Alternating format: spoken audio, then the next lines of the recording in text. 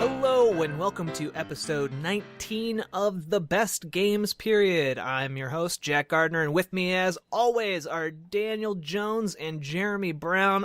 I actually got your names right this week. Yay me. Sorry, my name is Daniel Brown. I don't know who you're talking to. I kind of like Jeremy Jones also. In fact, the sequel to Jessica Jones. By the time I get back from Connecticut, it could be one or the other. Who knows? I'm confused. What are you planning to do while you're here? I want to marry you, Daniel. Oh. This week we're going to be talking about Demon's Souls. Demon's Soul? There's some weird S's in that name of the game. Pretty sure it's just Demon Souls. No, there's apostrophe and an S after demon. There is. I got what? Demon's Souls. It threw me off too. Have you not done your research, sir? It is Demon's Souls. Demon's Souls. I don't think there's an apostrophe. It's like Demon's Souls. No, there are demons, and these are their souls. Yep. Demon's Souls. And I think this is the first time we've actually had a repeat developer on the show. We've had From Software on here twice now. Haven't we had Rare twice? Yes, we have. You're right. Between GoldenEye and Donkey Kong Country. Either way, it's a rare experience for us. Yes. Far from our norm. So Demon's Souls, it's made by From Software, came out in about 2009, and published by Atlas, strangely, despite also being backed by Sony.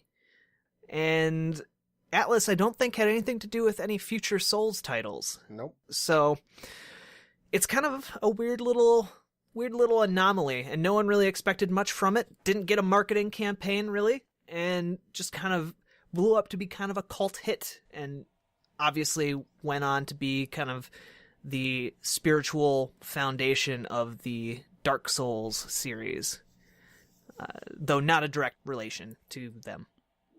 Yeah, well, I mean, that's what they say, but yeah, really it is. Yeah, I mean, there is a way you could look at the kingdom of Boletaria and Demon's Souls to be definitely part of the, larger universe. I'm pretty sure I've heard that Dark Souls 3 actually has some characters that are just straight lifted from Demon's Souls. Really? Yeah, okay. I heard that somewhere, so, yeah. Are you guys sure there's an apostrophe? Yes, I'm looking at it right now. Positive. The apostrophe's right there, staring me straight in the face. Huh. But I always thought it was just Demon Souls. Yeah. But nope. I know nothing, Jon Snow. I'm here for you, Grit. This is probably one of the least, though it is a very highly acclaimed title, it's probably one of the least highly acclaimed that we've had on the show so far. Really? I think so. I don't know. I was looking at some of the reviews, and they're very high. All nines and they are very high, though. Eights. Yeah, but commercially, critically combined, I think I agree with Jack. It was a relatively minor hit. I think the surprise came from the fact that it did so well without any marketing behind it. Like, Sony just kind of was like, yeah, we'll release it, whatever.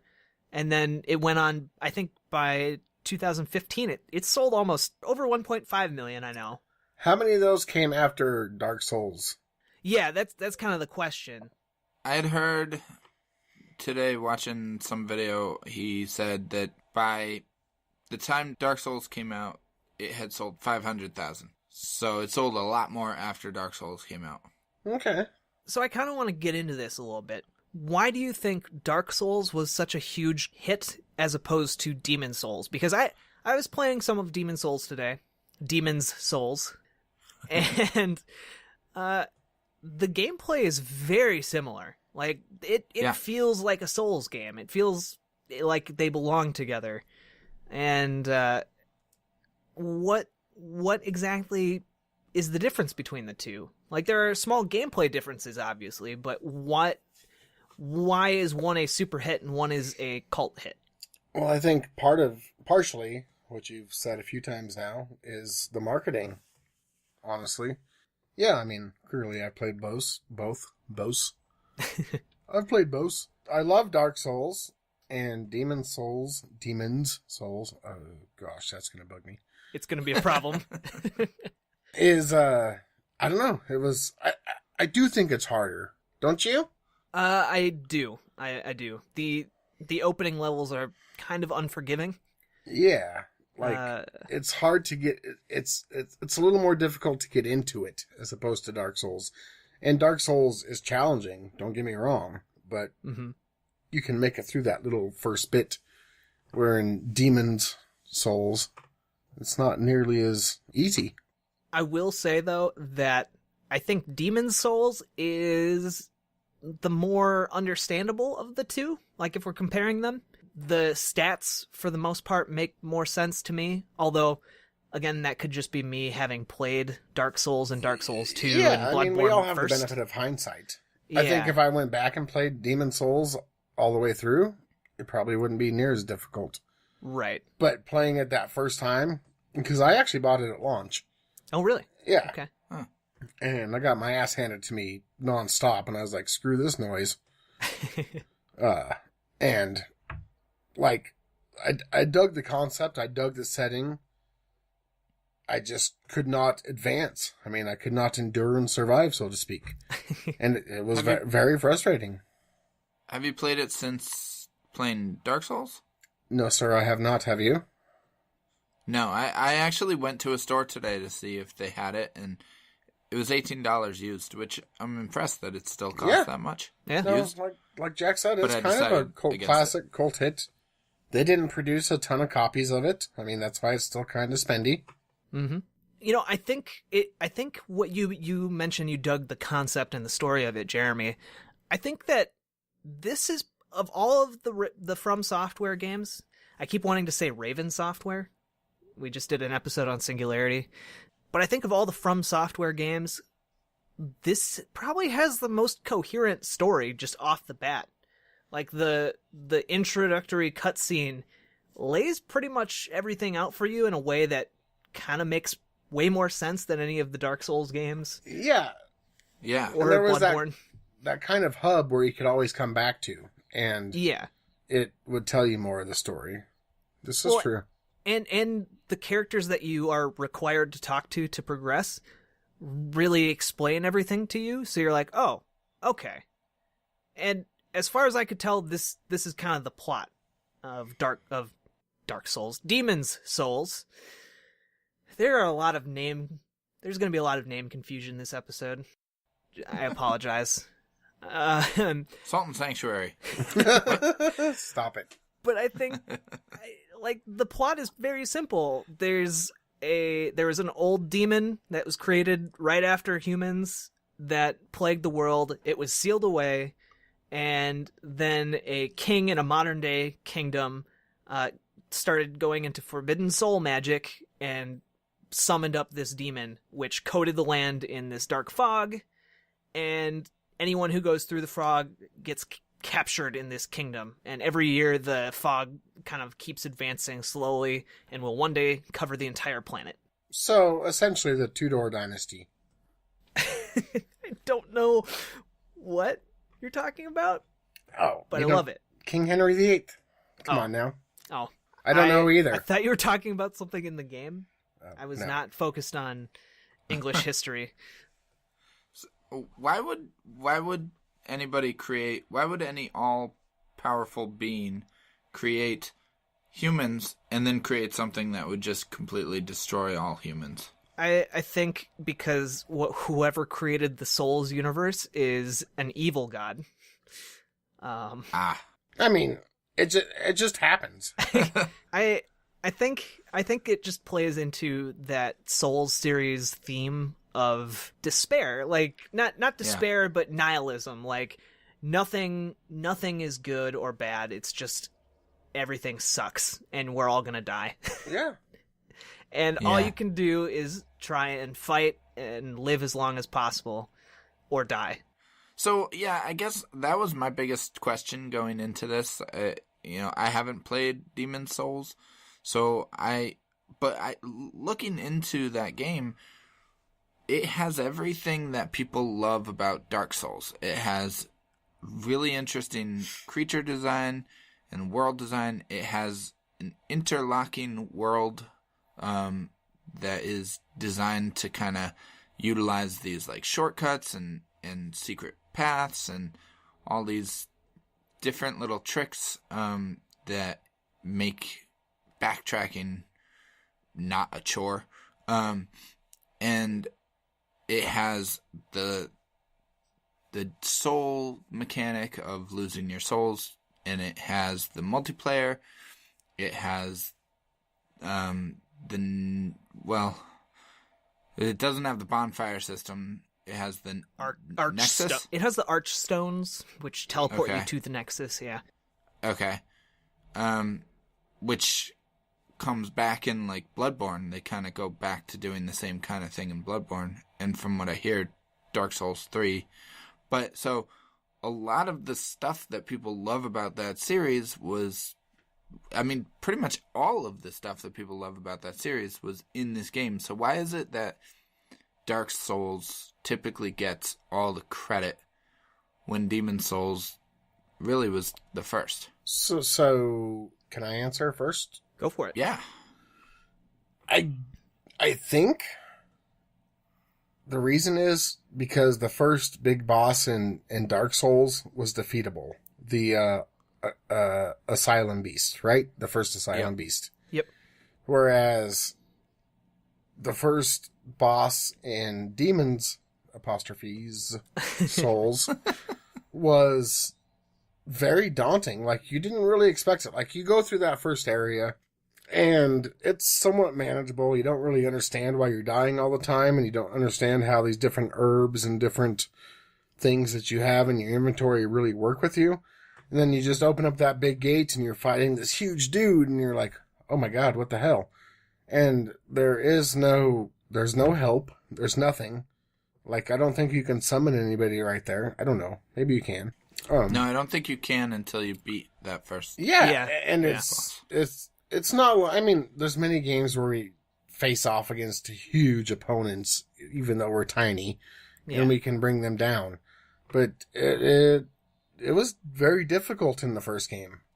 And just to get past that really first boss was very challenging and very, very unforgiving and kind of a little bit debilitating, humiliating. And you're like, screw this, I'm going to go play, Uncharted?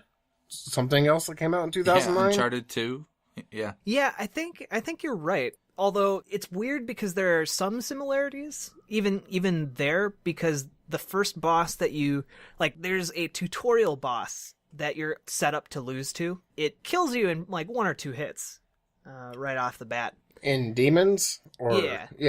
It sends you to the Nexus for the first time. Yes. And then you go through this first area and you reach the real first boss. And the real first boss is like this massive ooze that shoots out spikes or spears, and if you get too close to it, these ooze bubbles hit you with spears too. And you get to that and it feels almost impenetrable. Like, you don't know what to do. All you can really do is hide behind these pillars. And I think it's called Phalanx. Not to be confused with phallic, Jeremy. Hey, what? That's something Daniel would have said, not me. Good God, man. And it definitely, especially in the lead up to that, the difficulty has not really prepared you to deal with this monster. It's prepared you to deal with normal, zombie enemies with swords. It's prepared you to deal with single enemy ooze monsters, but it hasn't prepared you to fight, 30 to 40 ooze monsters at once, or what to do, other than maybe you picked up that they're weak to fire. I can see where that would just be a dead end for a lot of people. Yeah. I think if you can advance past that point, then you're golden. I mean, I honestly see how people could just really love it. So if they selected the Pyromancer option or whatever it was called in Demon's Souls to begin with, then cool. I didn't select that option. Yeah. Going back to the hub world, I also think the Nexus is... If we're comparing why Demon Souls didn't take off as much compared to Dark Souls, yeah, I'm going to also say that the Nexus isn't a very good hub.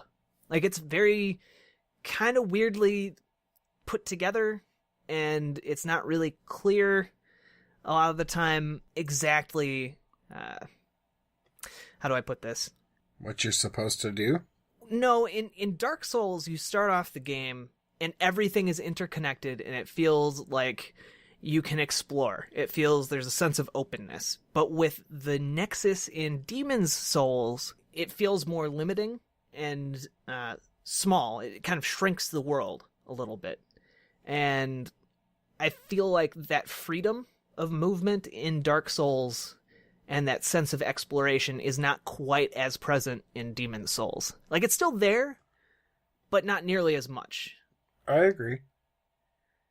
And maybe that's... There's a more... So I guess my argument is that there's a more gradual increase in difficulty in Dark Souls that prepares you for what's to come, and there's a greater feeling of adventure and exploration in Dark Souls, as opposed to Demon Souls, which is a challenging kind of action, more action reflex based rather than exploration based.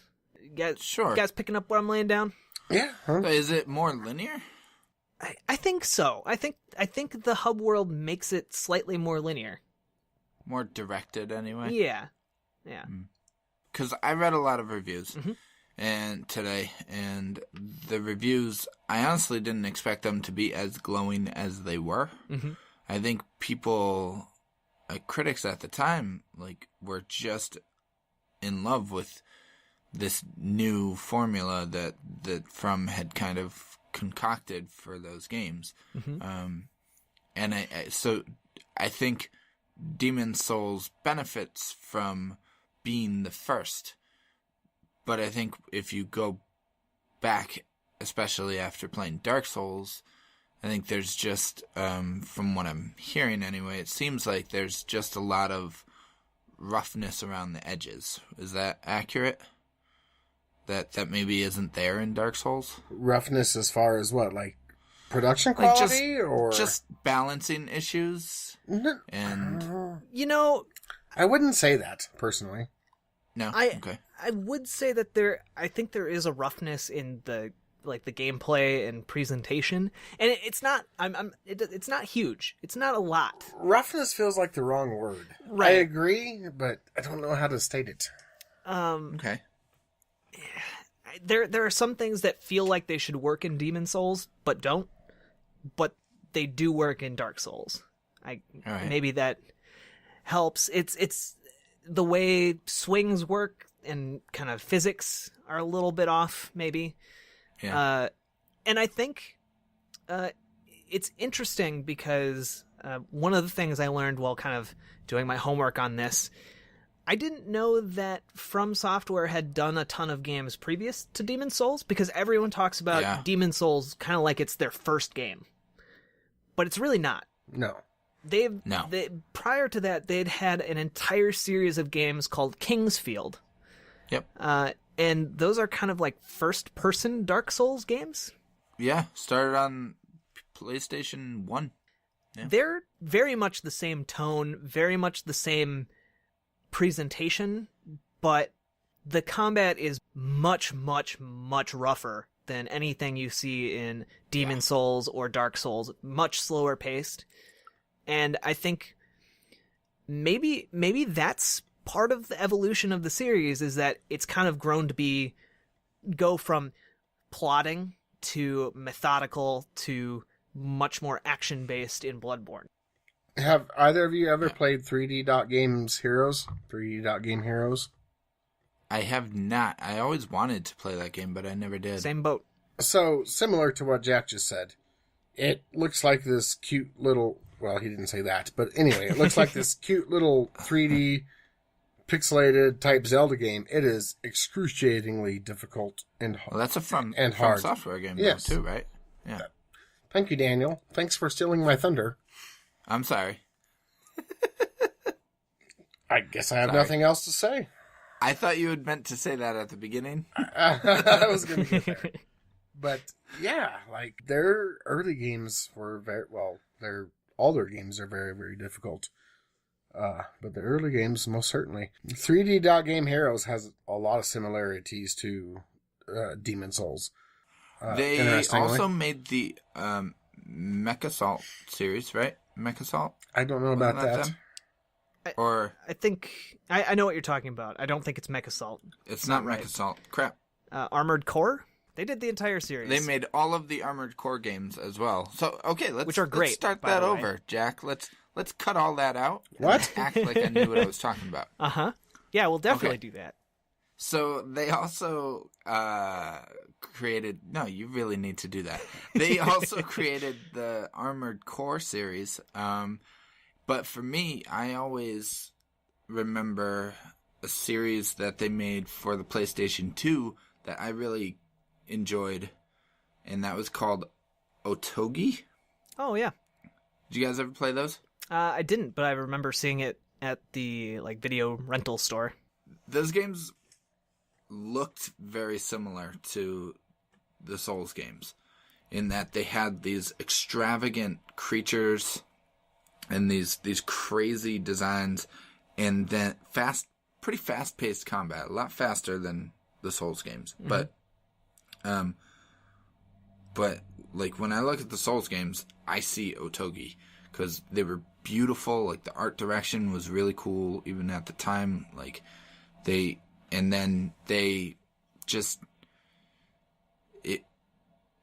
was unique, and it had some RPG elements, but it was third-person action.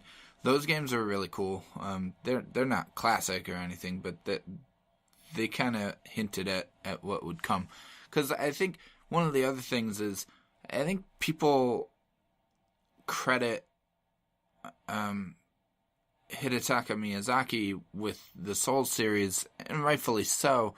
But I think when they do that, oftentimes people forget that From Software has a very strong pedigree, and there's a lot of people who had input into how the Souls games would play, and I think you can see that lineage in a lot more than just the Armored Core series, which was where Hidetaka Miyazaki kind of came up. Yeah.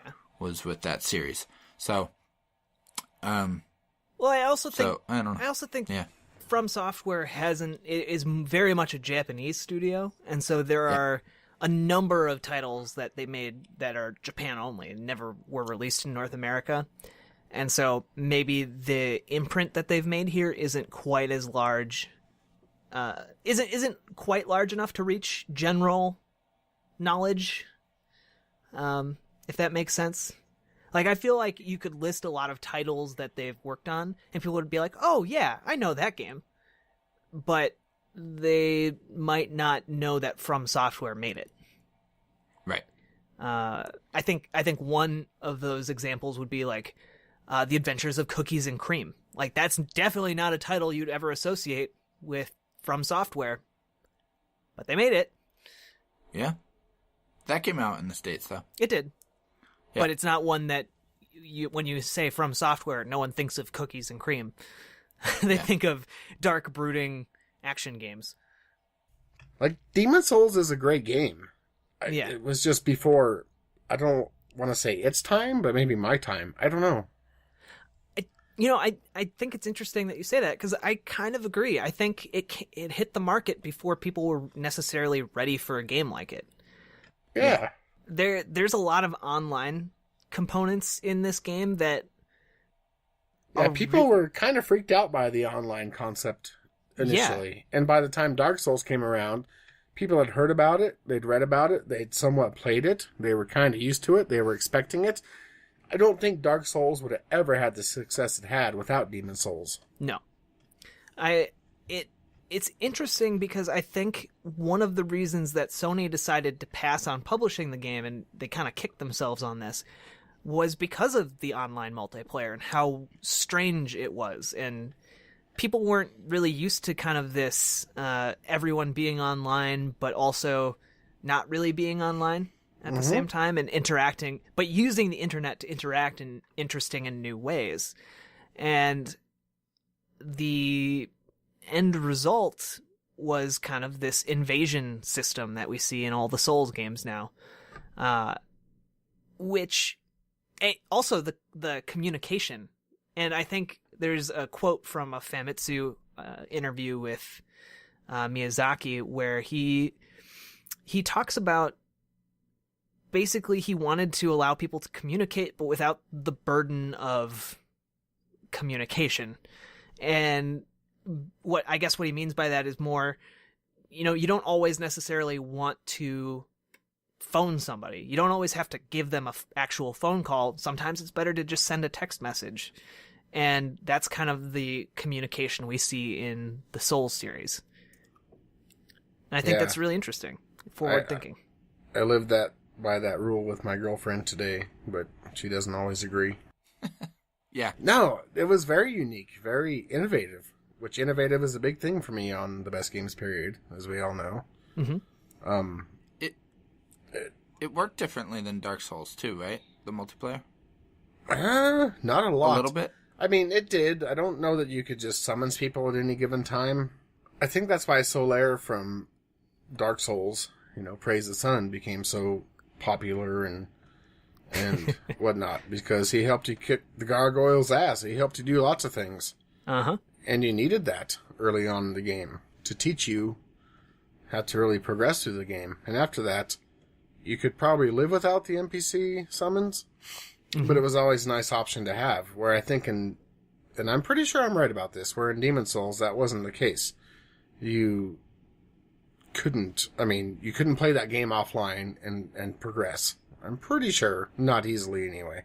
And even, not saying Dark Souls is easy. Yeah. I know that it's possible to do in Demon Souls. Right.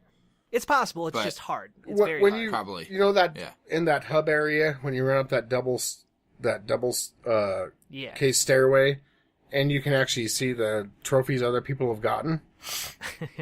That's when it became pretty daunting to me to see that other people had gotten the platinum trophy in that game, and I couldn't even get past, the second boss. That was frustrating. But in Dark Souls, Jack's right. I felt like it was entirely possible.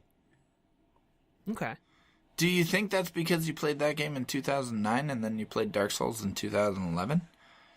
Like, I don't... Or do you just think that it's because Dark Souls was designed to be a little more I think, welcoming? Like I said in our Dark Souls episode, I can't really explain it. But that game just it made me want to continue. It challenged me in a way that made me feel like I could do this, but it was not going to be easy. And Demon Souls just kicked my butt from the very, very beginning. Yeah, that's a good point you bring up, Jeremy, because Dark Souls does a good job of saying, hey, if you just get a little bit better, you can do this. Yeah. Demon Souls doesn't say that to you. Like, the reality is if you get a little bit better, you can definitely do it. If you figure out the trick, you can definitely do it. But it never makes you feel that way. Yeah. Sometimes that's a problem. Yeah, sometimes it's and maybe that's the kind of roughness like that we're talking about. It's not necessarily maybe not necessarily the gameplay that's rough, but instead the design that's a little bit rough, the behind the scenes kind of encounter difficulty, I guess.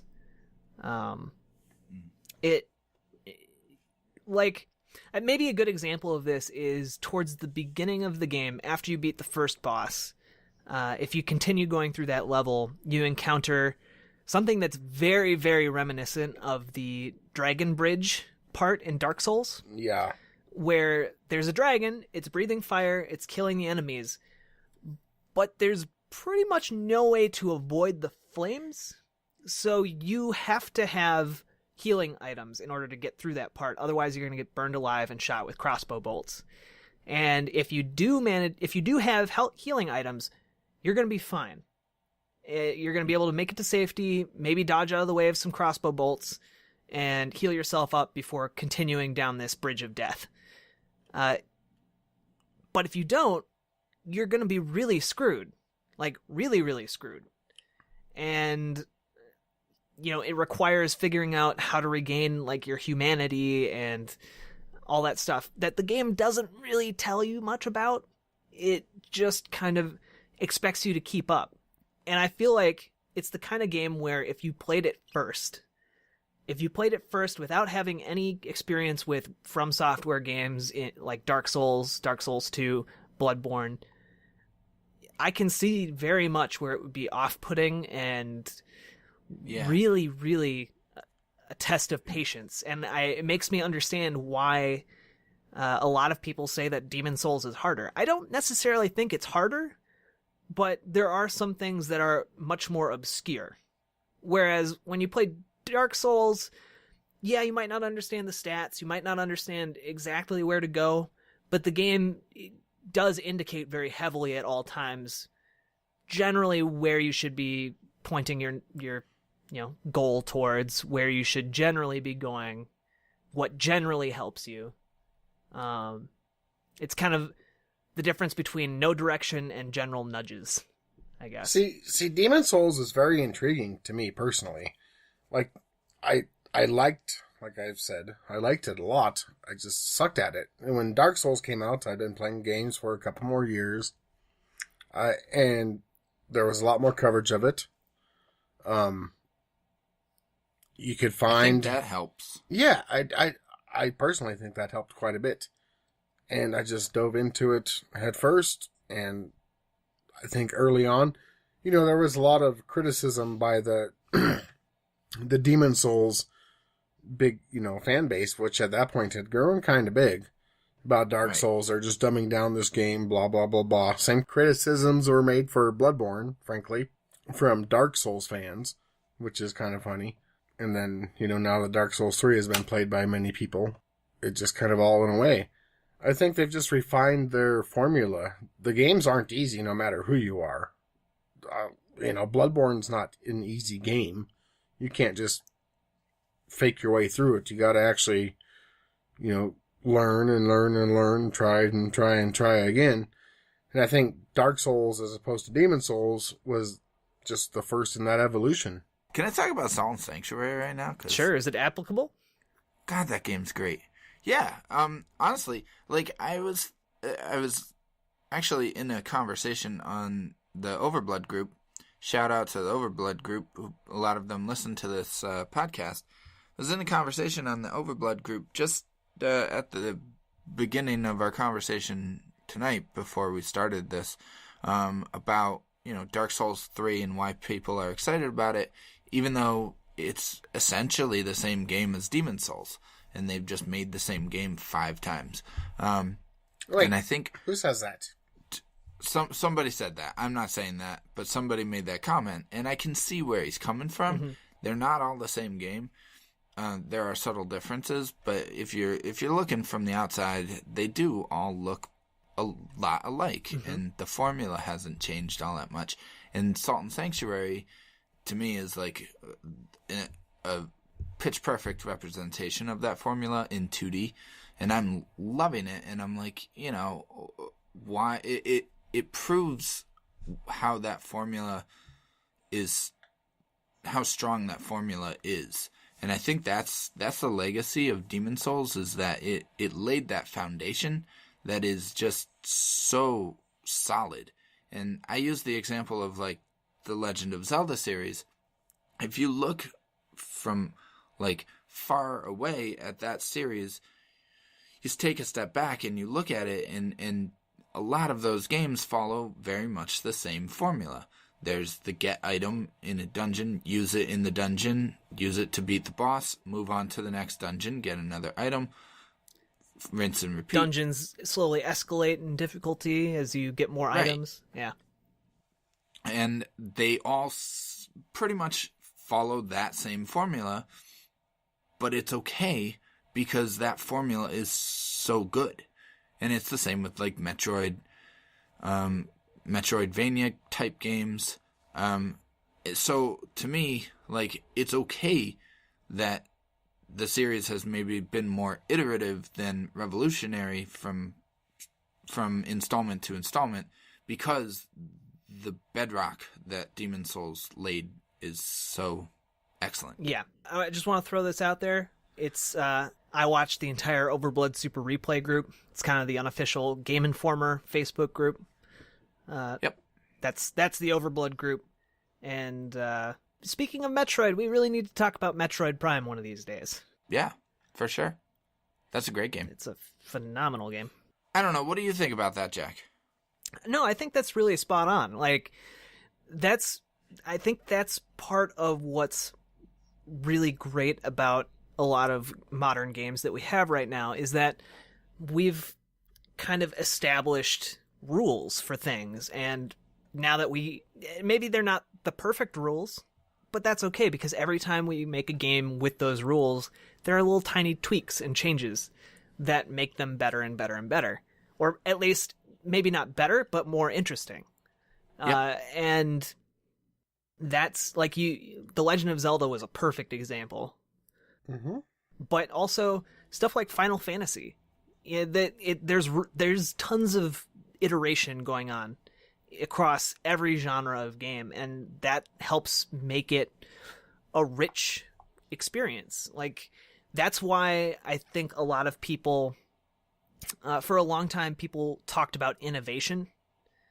And, innovation isn't always just coming up with something that's brand new, that's never been done before. Sometimes it's just making something slightly better, in a way that people hadn't thought of doing before.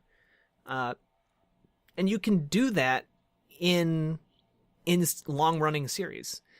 When those small improvements don't happen, that's when you get complaints about, they're just doing the same thing in every game. I'm trying to think of an example of that.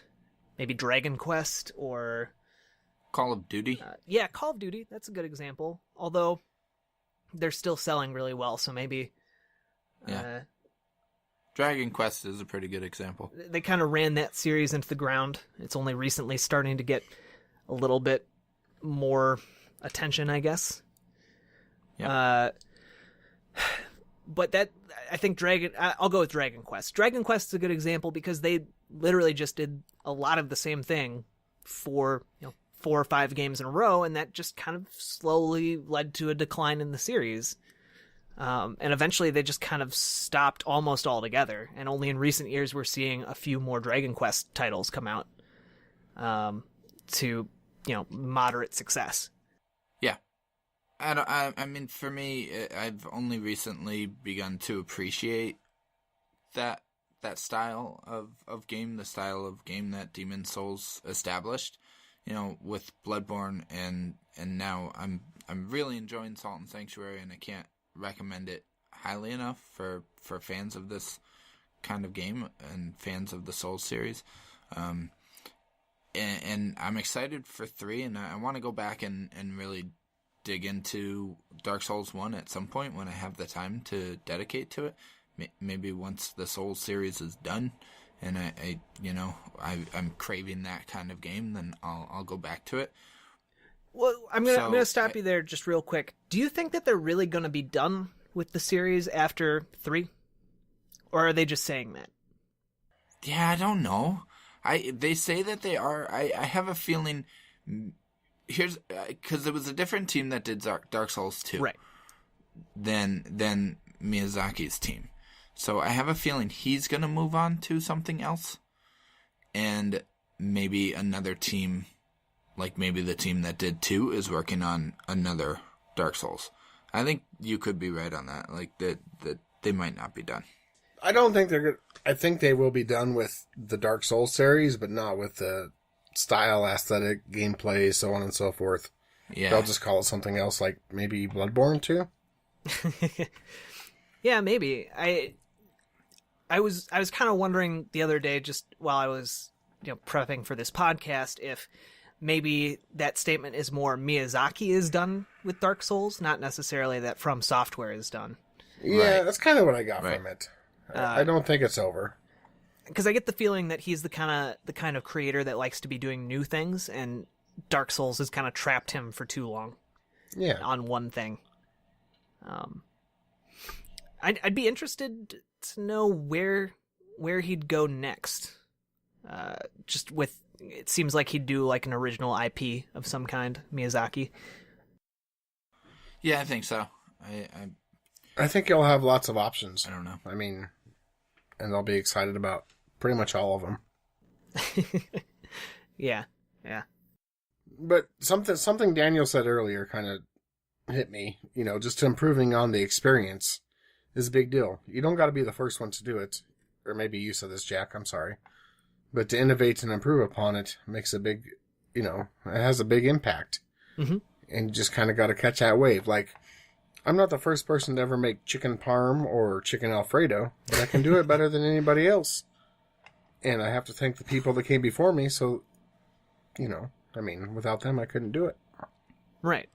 I'm not joking. Yeah. Don't laugh at me, Jack. I'm not laughing at you. I'm not questioning I'm giggling you. internally. There's a big difference. Anyway, Demon's Souls. I mean, Miyazaki started working for From Software in the early 2000s and worked on the Armored Core franchise, and then decided, he wanted to, once he gained influence, he basically said he wanted to try his hand at a successor to the Kingsfield franchise, because that was one of his favorite franchises before he worked for From Software. So I thought that was interesting that it really was conceived as a spiritual successor to Kingsfield. And Sony kind of poo-pooed the idea. Yeah. But I think for From, that's kind of what it was internally. Yeah. But there are obviously tons of differences. Differences, I think, that work very much in the game's favor. By the way, I don't think these games would be a success in first person. No. Not at all. And I know we opened up this podcast by saying that, or at least I did. I think Jeremy, Daniel, you disagreed with me, but saying that this is one of maybe the least critically acclaimed or successful, I guess, games that we've done on here. And despite that, I feel like a lot of people don't remember how much of an impact Demon's Souls had on the industry when it came out. Like, several places voted it the Game of the Year, RPG of the Year, gave it awards for gameplay innovation for the multiplayer. I know PC Gamer and GameSpot were big ones that gave it a lot of attention. Game trailers. I just think it had a lot more impact with developers than it did with audiences.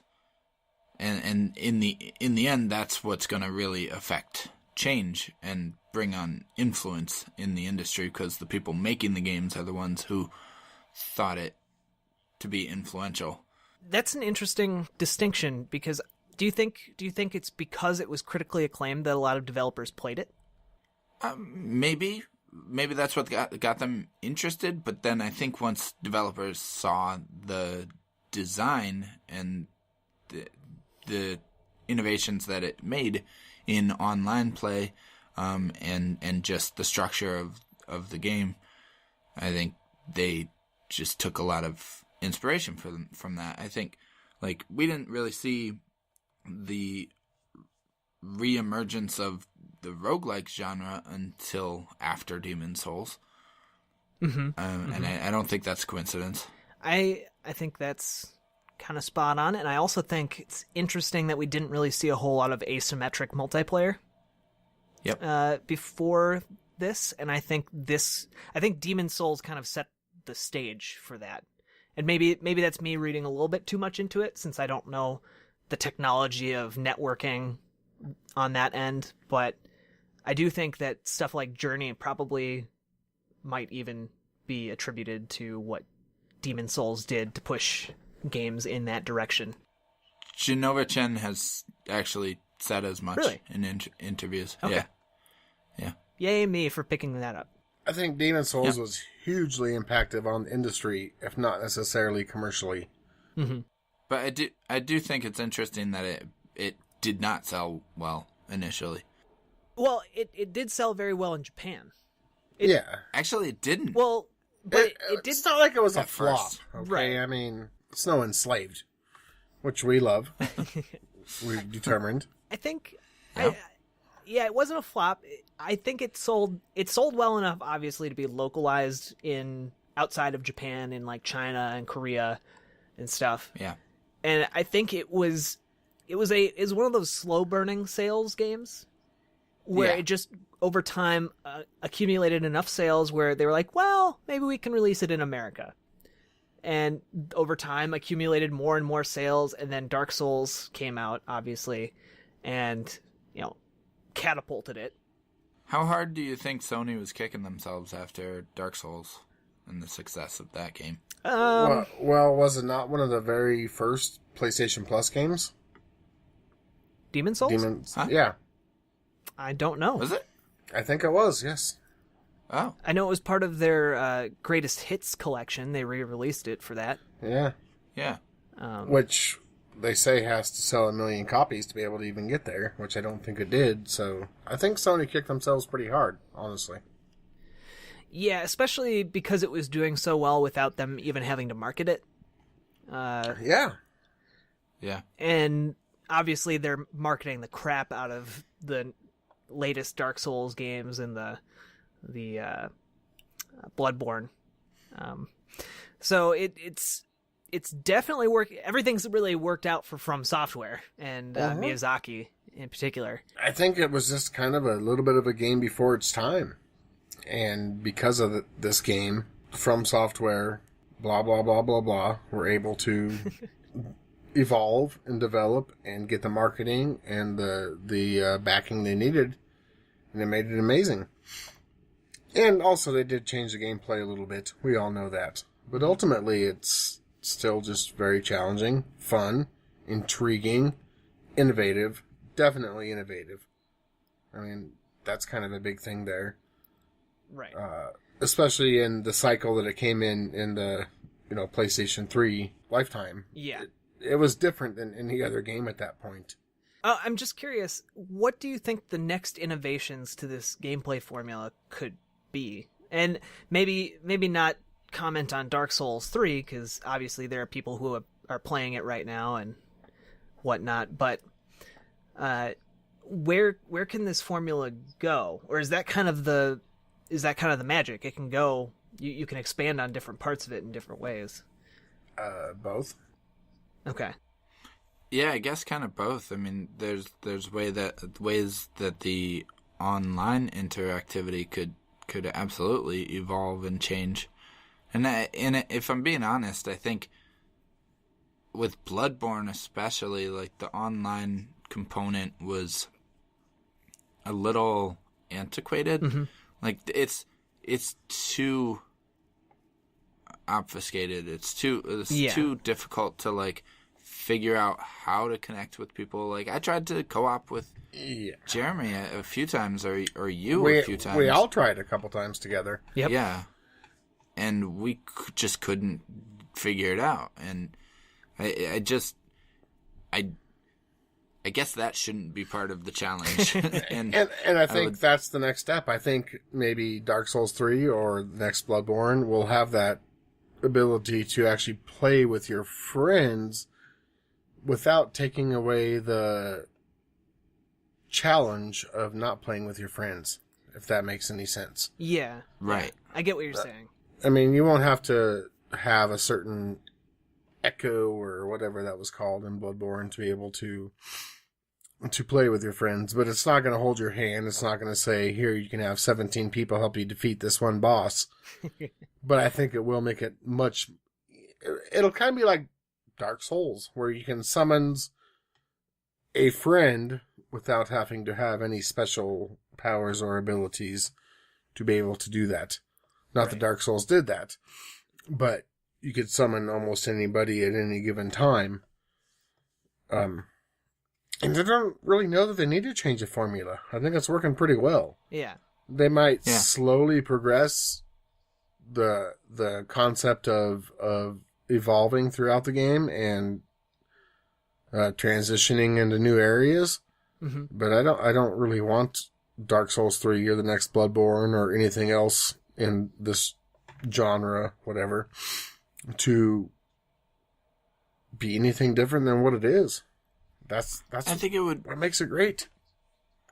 I think it would be interesting to see another developer at least try their hand at that formula, but with maybe just little differences around the edges, such as, differences in how the multiplayer works, or differences in how maybe the story is told.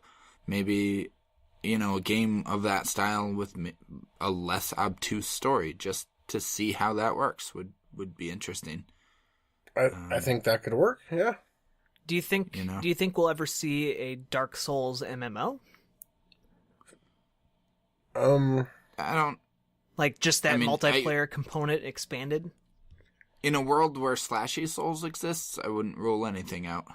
Well, I just asked that because the other day I was thinking I would really like a massively multiplayer online game that has the gameplay of a normal game, like not specifically geared towards, MMORPGs. And there aren't a whole lot of those. That's part of why I kind of like Destiny. And for years I asked for an Oblivion style, Bethesda style MMO. And then when Elder Scrolls Online came out, I had zero interest. So, yeah. I mean, I don't know. Because that's a separate case. Well, I feel like it is. I'm not relating it directly. Right. I'm just, for me personally, I'm just saying, I don't know. Maybe it's just the MMO thing, but. Well, I feel like there's so many interesting things that games could do with online and massively multiplayer online games in particular. And we've just been so caught on World of Warcraft for a decade or more. But specifically, the Souls games are about enduring and surviving solely, individually, and with a little bit of help. Right. So I guess that's why transfer that. That's why I'm kind of thinking, like, okay, this is just my fantasy spitball here, right? Just if you were to do kind of an asymmetric multiplayer, just throw the player in, your, Dark Souls-y world. You start out, you get through the tutorial, and once you're through the tutorial, you have this asynchronous online multiplayer where, like Journey, maybe up to five people can phase into your world chunk at any given point. And so maybe you're running through castle ruins, and off in the distance, you also see someone else running through the ruins. But it's not like, there are 1,000 people in front of you doing the same thing. Right. Yeah, I guess if they kept the scope huge but small at the same time, then they could pull it off. Yeah. Just something like that plays more with towards that multiplayer aspect. Kind of like what Daniel was saying, and like kind of modernizes that multiplayer aspect. Well, I would love a Souls game where I could play with the two of you, and it was as easy and fun as easy to do at least, and fun as like Diablo, for instance. Mm-hmm. Yeah, no, that'd be cool. I just don't want a Souls game where I need 64 people to just whack at a boss unceremoniously to defeat it, and then you just move on. Well, and that's part of what I was saying. Like, World of Warcraft has had such a hold for a decade that's what we think of MMOs.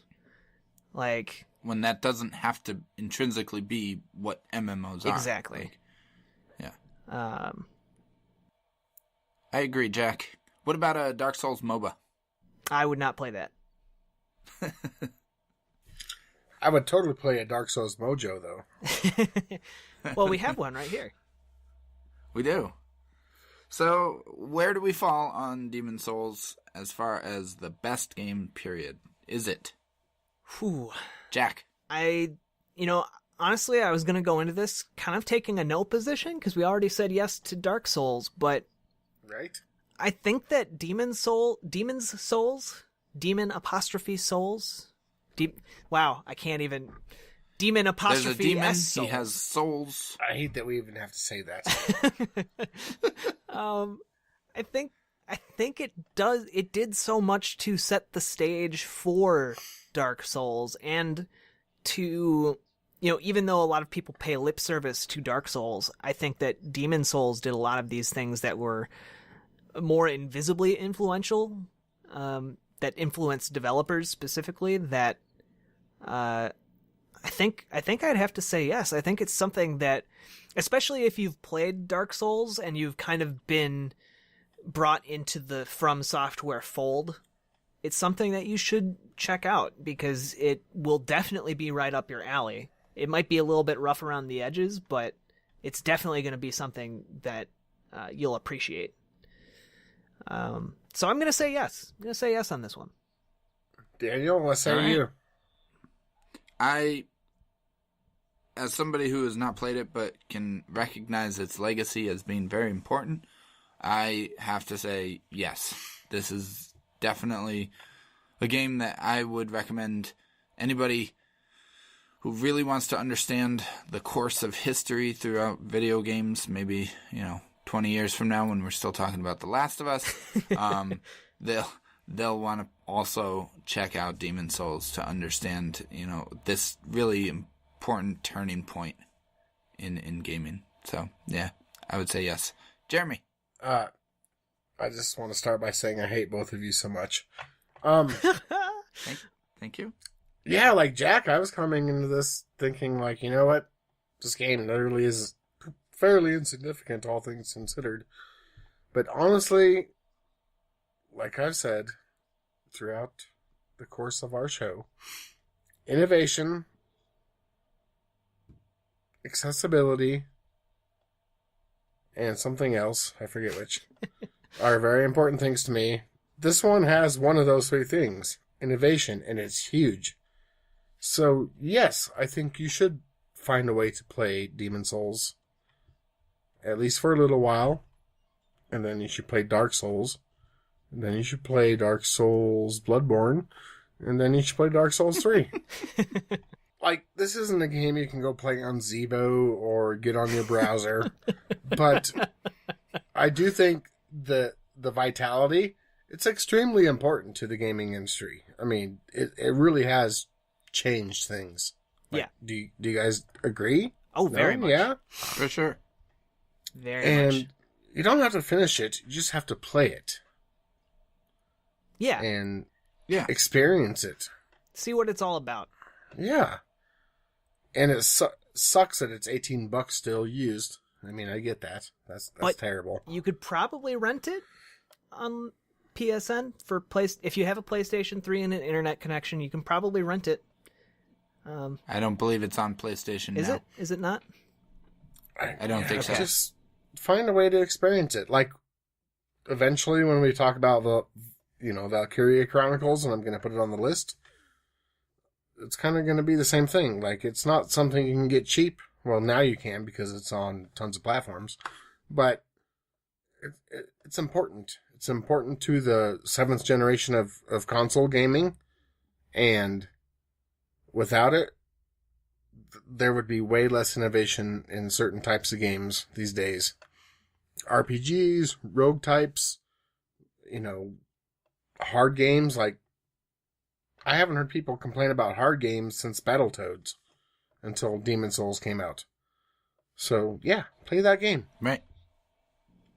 Yeah. Yeah. And I think what's important for me, just because you brought up hard games, like Dark Souls at least, like, it's fair. And maybe Demon Souls isn't quite as fair. But I think a lot of people that really got into Demon Souls would tell you that it is. A lot of, like, once you get over that hump, I think, from what I heard in my research anyway, all the people I talked to about it, I didn't talk to anybody about it, but just I get the impression that it's very much like Dark Souls in that once you get over that hump, you start to realize just how fair the game actually is. I never would have tackled Dark Souls with the rigor I had without getting my ass kicked in Demon Souls. I guess that's the best way to sum it up. Exactly. Yeah. All right. Jack. Yep. Jeremy. Daniel. I want to thank you both for joining me on this adventure tonight. Talk about Demon Souls. And thank you, good listeners, for joining us and for listening to episode 19 of the Best Games Period. If you like the show, please let us know. Share the show with your friends. Tell them all about it. You can write us reviews on iTunes. We would love that because reviews improve your standing and ranking in the iTunes charts. And we've just recently become aware that we're higher on those charts than we thought we would be. And we want to continue to climb. So if you want to drop us a review, good or bad, doesn't matter. We would love your feedback. And you can follow us on Twitter at Best Games Period, so you can give us feedback there as well. You can find the show every Monday on SoundCloud, Libsyn, our hosting site, iTunes, Game Informer, and Extra Life. It's never a bad time to sign up for Extra Life either, to raise money and awareness for the Children's Miracle Network if you haven't signed up already. When is the Extra Life Marathon, Jack? November 5th. Sign up for Extra Life if you haven't. That would butter our biscuits. You can also watch video versions of all of our episodes on YouTube. Almost all of them. Almost all of our episodes on YouTube. Personally, that's my favorite way to consume the show. Yes, I do watch and listen to the show that I am a part of. So what? Sue me. Let us know what you think of the show. Tell us all about it. And also tell us what you think of Demon Souls, because we'd love to hear. Anyway, come back next week for what should be an interesting discussion on Ratchet and Clank, the original from 2002 for the PlayStation 2. Yeah, we kind of did a little flip-flop. Yeah, we said it was going to be Ratchet and Clank last week. We ended up doing Demon Souls, and we'll do Ratchet and Clank next week because they're both coming out on the same day, so both episodes will be relevant. Until next time, thank you for listening so much. Thank you for listening to the Best Games Period.